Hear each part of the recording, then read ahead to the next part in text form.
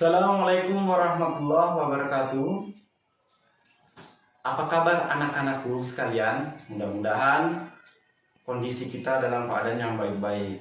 Jadi, anak-anakku sekalian, pada kesempatan kali ini kita belajar pendidikan agama Islam dengan tema Allah itu Maha Esa. Apa sih arti dari Allah Maha Esa itu? Tentunya kalian harus tahu Allah Maha Esa itu yaitu Allah itu satu dan tidak punya sekutu.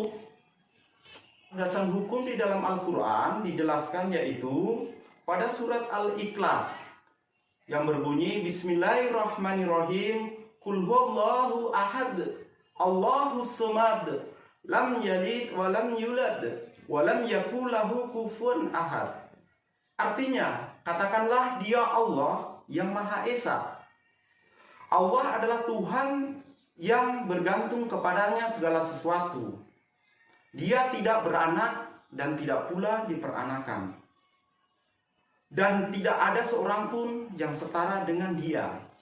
Bagaimana mungkin Allah punya sekutu? Bayangkan kalau di dunia ini ada dua Tuhan. Pasti keadaan akan kacau. Yang misalkan yang satu ingin menghidupkan, yang satu ingin mematikan. Jadi kacaulah dunia ini kalau sampai Tuhan itu ada lebih dari satu.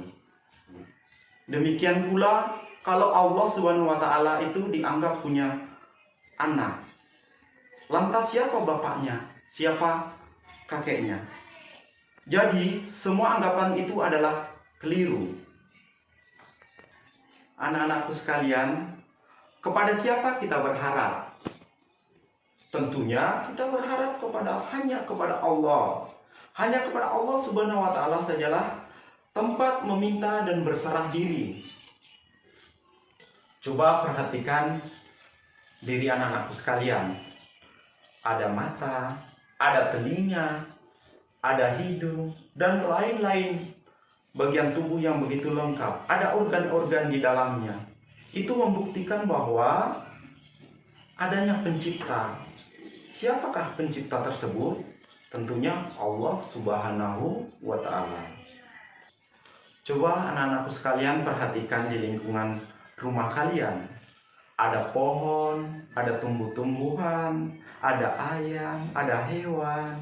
Tentunya semua itu adalah bukti bahwa Allah itu ada. Tidak mungkin semua itu ada tanpa adanya yang menciptakan. Siapa yang menciptakan itu? Yaitu Allah Subhanahu wa taala.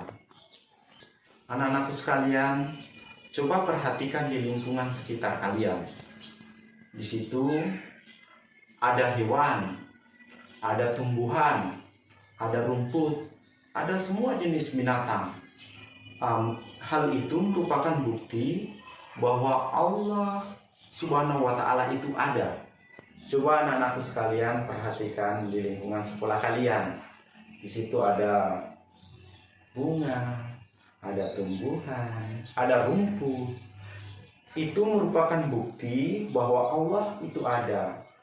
Tidak mungkin semua itu ada kalau tidak ada yang menciptakan. Siapa yang menciptakan? Yaitu Allah Subhanahu wa taala. Jadi, anak-anakku sekalian, apa yang dapat disimpulkan dari pelajaran kali ini? Yang pertama, Allah Subhanahu wa taala itu Esa. Artinya Allah Subhanahu wa taala itu satu dan tidak ada yang lain. Yang kedua, bukti adanya Allah Subhanahu wa taala. Yang pertama,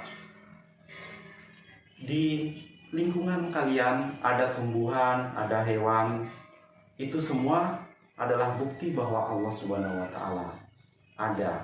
Di lingkungan sekolah kalian ada tumbuhan, ada hewan, ada bunga-bunga. Itu adalah bukti bahwa Allah Subhanahu wa taala itu ada. Terjadinya siang dan malam itu adalah bukti bahwa Allah Subhanahu wa taala itu ada. Dan masih banyak lagi bukti bahwa Allah Subhanahu wa taala itu ada. Jadi, kalian di rumah harus rajin belajar, harus rajin beribadah, dan meyakini bahwa Allah Subhanahu wa taala itu adalah satu. tidak ada sekutu baginya, tidak beranak, hanya kepada Allah Subhanahu wa Ta'ala tempat kita memohon dan tempat kita bergantung. Jadi, saya rasa cukup demikian pelajaran kali ini. Terima kasih atas perhatiannya. Akhirul kalam, assalamualaikum warahmatullahi wabarakatuh.